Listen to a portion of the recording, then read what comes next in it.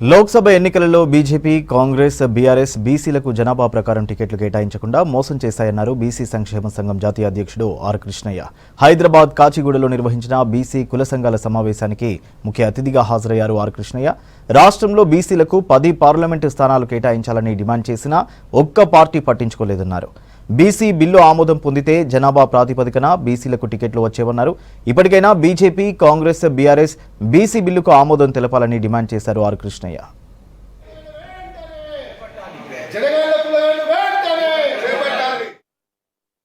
లోక్సభ ఎన్నికల సందర్భంగా అన్ని రాజకీయ పార్టీలు, ముఖ్యంగా బీజేపీ, కాంగ్రెస్, బీఆర్ఎస్ పార్టీలు బీసీలకు చారిత్రక తీరని అన్యాయం చేశారు.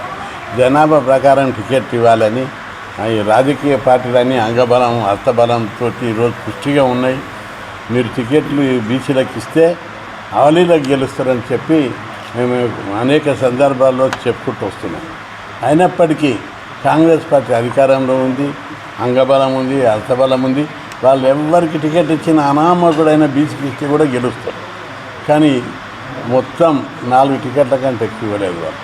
బీఆర్ఎస్ పార్టీ మొన్నటిదాకా అధికారంలో ఉన్నారు. ఫుల్లు అంగబలం ఉంది, అర్థబలం ఉంది. ఇంకా వాళ్ళు జవసత్వాలు ఏం కోల్పోలేదు, పనికిమాల్లో వెళ్ళేం కాలేదు. అయినప్పటికీ కూడా వాళ్ళు కూడా 10 టికెట్లు ఇవ్వకుండా అన్యాయం చేశారు. అదేవిధంగా బీజేపీ పార్టీ కేంద్రంలో అధికారం ఉన్నది.